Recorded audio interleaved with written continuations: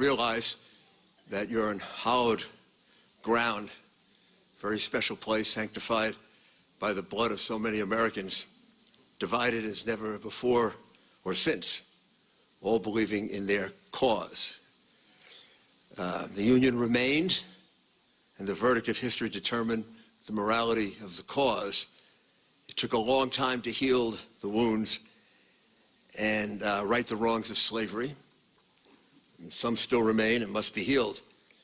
But as important as the Battle of Gettysburg was the words that Lincoln very modestly and humbly said, "The world will little note nor long remember."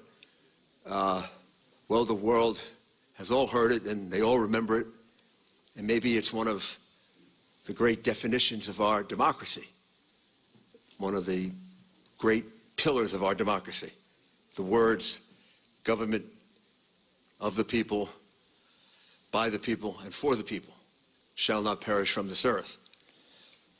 Well, that's why Donald Trump is running for president, to take government away from the special interests, the massive donors, the lobbyists, the Washington insiders.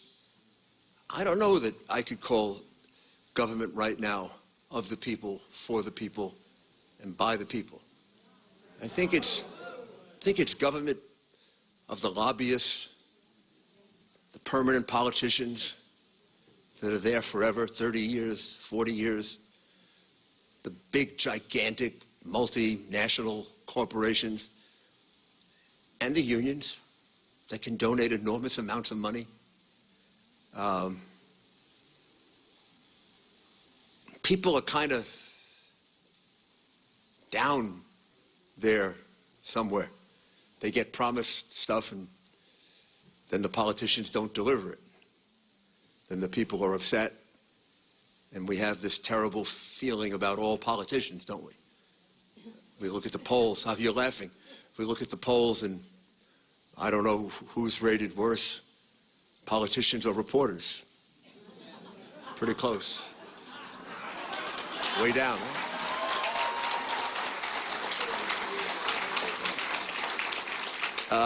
And that's why Donald Trump began this journey a long time ago, and with little chance of winning. He thought, given the fact that he's his own man, his own person, doesn't need the contributions and doesn't need all the people around him that his opponent has, who have bought and sold her for years and years. One thing about Donald Trump, whether you like what he says or you don't, it's what he says, and nobody's paying for it or buying it or telling him to say it. He's his own man. He's his own man with his own ideas. And his big idea is to return government to you, the people, to clean out Washington. To you, to him, you know, you're not the abominables and the irredeemables. To her, you are. You're who she's talking about. You're the abominables and the irredeemables. Me too, by the way, so don't feel bad. I may be an abominable with a capital A to her. But Donald Trump doesn't look at it that way. He sees you as the backbone of America, the people who, you know, give up their lives to save our country when it's needed, the people who protect us as police officers and firefighters, the people who produce our food and our products and you're the people that make America work. You're the real heart of America, not the people sitting in the ivory tower thinking all day. Sometimes they think so much, they come up with very stupid thoughts. Donald Trump is running to clean those people out. They've been in Washington for too long, and he's come here actually to, and he could think of no more appropriate place to do it, to lay out a contract with you as to what he's going to achieve in his first 100 days along the road of returning the government to the people.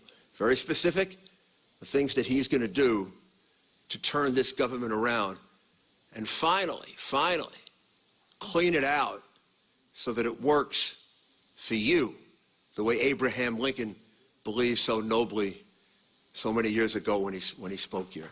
So thank you very much.